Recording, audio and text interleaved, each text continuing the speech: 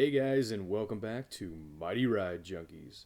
Got a long one for you today. So we are finally in a time in Six Flags Magic Mountain history where I was actually alive.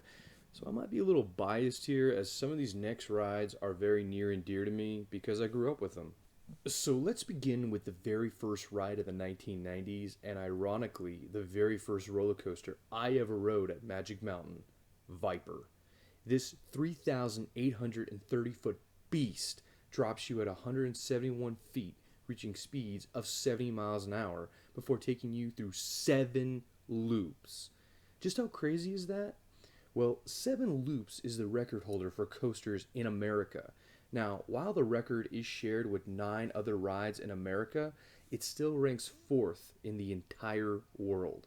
When it first opened on April 7th, 1990, it held 3 world records. The first being the most loops in a roller coaster, then the highest vertical loop at about 140 feet, and last, the tallest height of a roller coaster with a loop in it. Now, while all 3 of these records were broken before the ride turned 7, this is still a ride that can hold up with the new coasters of today. There is a certain feel of being in a fighter plane while riding this ride with all the inversions it makes. However, the intensity and G-force isn't as extreme as some of the other rides in the park, as it barely clocks in under 4 Gs of force. Viper also has a lot of attention in the entertainment industry as well. When it's not having ads pressed against the actual coaster carts itself, it can be featured in films and television shows. In 1993, it was in a film called True Romance, and then was featured in an episode of Beverly Hills 90210 when the cast goes to the park on Senior Ditch Day. This is also the same plot point used in when it was seen again in 2012 in an episode of Glee. Now on to one of the dumbest attractions this park has, Cyclone 500. I hope this is something that will be gone in the next few years to make way for an actual ride of any kind. Cyclone 500 is go-karts. It's go-karts on a very small track, I might add. It's go-karts on a very small track that you have to pay extra for. Are you kidding me? Let's buy a ticket for the #1 thrill park for its insane roller coasters and amazing funnel cake just to pay extra so you can ride the lame duck go-karts. What's even more amazing than this ripoff of an experience is how long it's been around. 25 years. Which tells me one of two things. Either Six Flags forgot they had this in their park, I have. The problem is I can't remember what. or the more likely scenario, people are actually paying for this and doing it. I'd rather spend money on, I don't know, souvenirs. So let's move on to a ride I actually like. And this ride also happens to have one of my favorite line cues, Batman the Ride. Opening on March 22nd, 1994, this ride was the first ride at Magic Mountain to have a submerged feel before going on the ride. You start by passing through Gotham's Central Park Gate, and Danny Elfman's music hits you.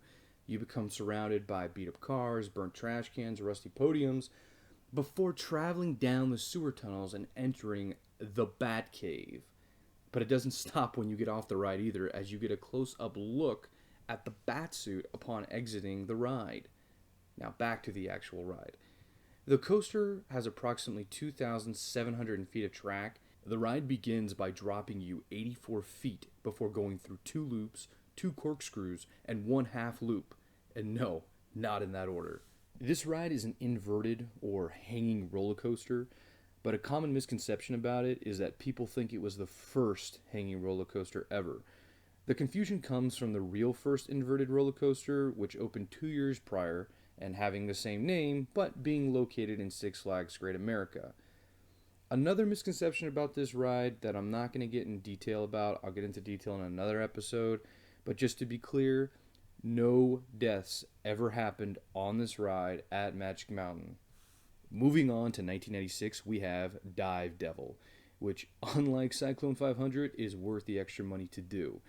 Dive Devil is a little hard to describe other than being strapped to a hammock as a crane lifts you in the air and drops you, so this video might give you a better idea of what it is.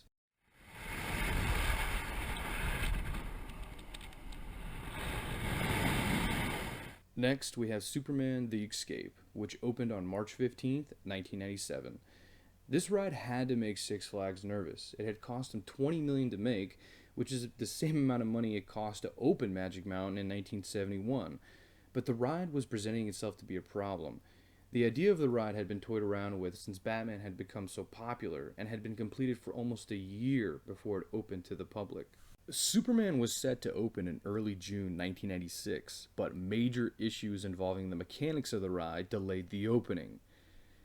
It could have been that an early version of the ride had secured monster truck tires to move the vehicle. But when it finally did open, you would pass through Superman's Fortress of Solitude before entering the ride. You would then be loaded into the vehicle, which would shoot you up 415 feet of track at 100 miles an hour to meet Superman at the top, before falling backwards down the 90-degree track back to the station. All of this in under 30 seconds. So let me bring you back down to memory lane here. I got talked into going to Magic Mountain during the summer, which I hate. I don't do well in massive crowds, and I'm even worse when it feels like I died and went to hell. But I got talked into going, solely because I wanted to ride this ride. Only to see this freaking sign when I got there. I had to wait almost a whole year to re-ride the third tallest, fifth fastest roller coaster in the world. Then in February, I get this phone call from a buddy who's got some connections. And he invited me to this grand reopening of Superman, which was a private event. Needless to say, I went. And when I got there, we were the only ones there. I got to ride it twice without even getting off the ride. Then they gave me cake. But I noticed there was something different about the ride. Oh yeah, new colors, faster, and it went backwards. Superman reopened to the public on March 19th, 2011 as Superman Xscape from Krypton. I guess it was exploding or something. Not only did the ride go up backwards, but now it was capable of reaching speeds of 107 miles per hour.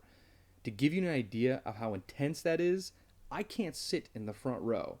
Not because I'm scared of heights, which I'm not, and not because I don't love the front row, which I do, but because if I sit in the front with my eyes open, on the way down, my contacts will actually shift to the corners of my eyes.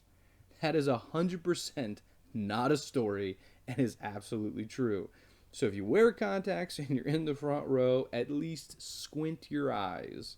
The ride is definitely worth the wait, but if you're someone who likes to put their hands in the air every time you're on a ride, do not sit on the end of this coaster.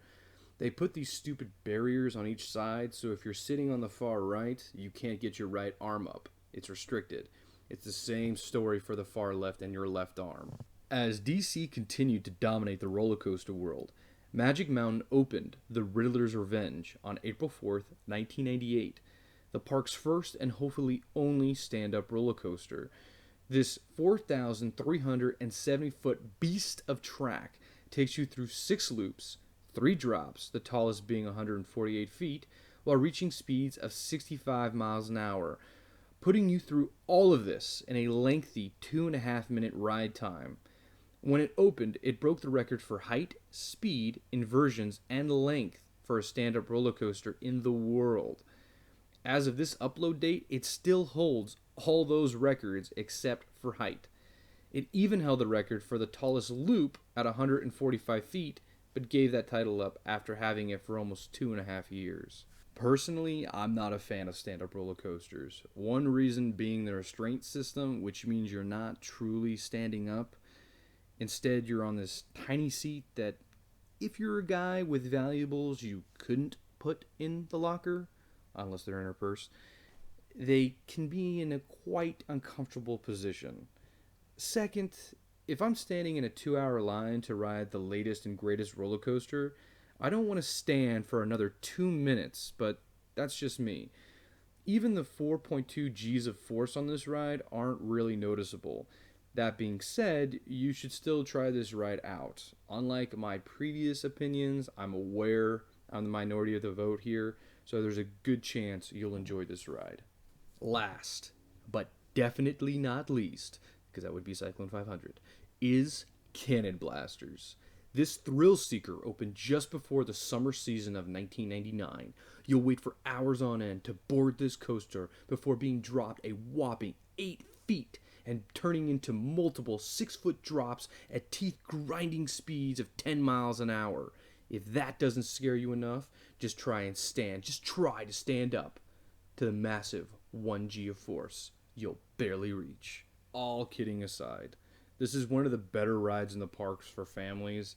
If you've got little ones and couldn't afford Disneyland tickets, they will love it, and you'll probably enjoy yourself as well. And that about wraps up the good old 90s. Check back soon for the first 10 years of the new millennium, and the easiest way to do that is subscribe.